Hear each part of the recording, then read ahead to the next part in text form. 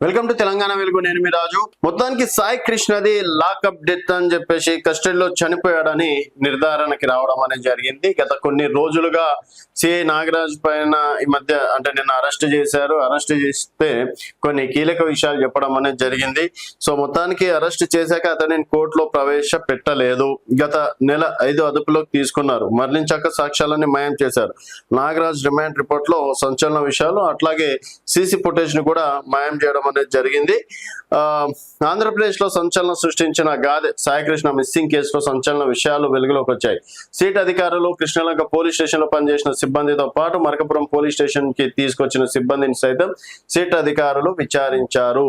ఈ విచారణలో Saikrishna lockup death అయినట్లు తేల్చారు. ఈ కేసులో అరెస్ట్ అయిన సిఐ సస్పెండ్ నాగరాజును ఇవాళ విజయవాడలో 2వ ఏజేఎస్ కోర్టులో పోలీసులు హాజరుపరిచారు. ఈ సందర్భంగా రిమాండ్ రిపోర్ట్ ను సిట్ బృందం న్యాయస్థానానికి అందజేసింది. ఇందులో పలు సంచలన విషయాలు బయటపడ్డాయని చెప్పేసి అంటున్నారు. ఈ కేసులో తప్పించుకోవడానికి CI Nagaraju suspended CI Nagaraju ఆధారాలు దొరకకుండా మాయం చేశారని సిట్ గుర్తించింది.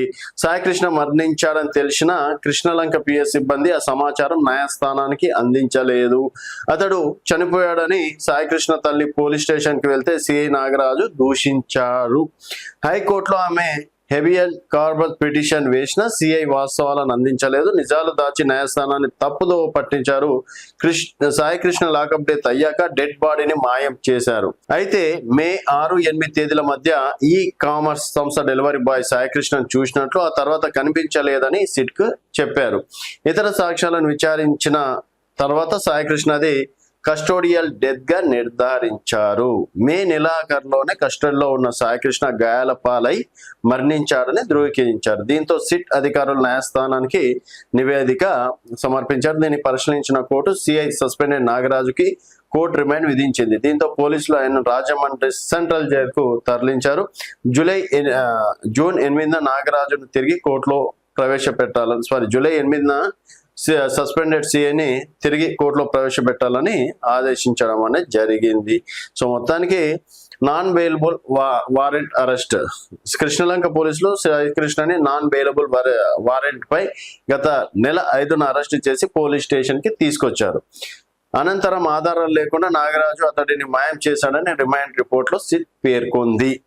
కోర్టుకు సమర్పించిన నివేదికలో వివరాలు ఇలా ఉన్నాయి. సాయికృష్ణ తల్లి విజయలక్ష్మి ఫిర్యాదుతో సిట్ అధికారులు విచారణ చేపట్టారు.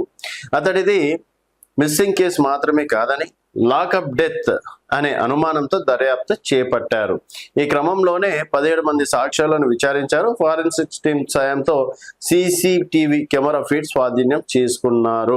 కృష్ణలంక పోలీస్ స్టేషన్ లో సీసీటీవీ ఫుటేజ్ డేటా కంప్యూటర్ లో సేవ్ చేయలేదు. అయితే విచారణలో భాగంగా గత 5 నుంచి 8 మధ్య సాయికృష్ణన్ కృష్ణలంక పోలీస్ స్టేషన్ లో చూసినట్లు ఓఎస్ఐ వాంగ్మూలం ఇవ్వడం అనేది జరిగింది. సో మొత్తానికి తనని నాన్ బెయిలబుల్ అరెస్ట్ చేయడం వాస్తవమే, లాకప్ డెత్ లో చనిపోవడం వాస్తవం, తర్వాత బాడీని మాయం చేశారన్నది కూడా వాస్తవమే.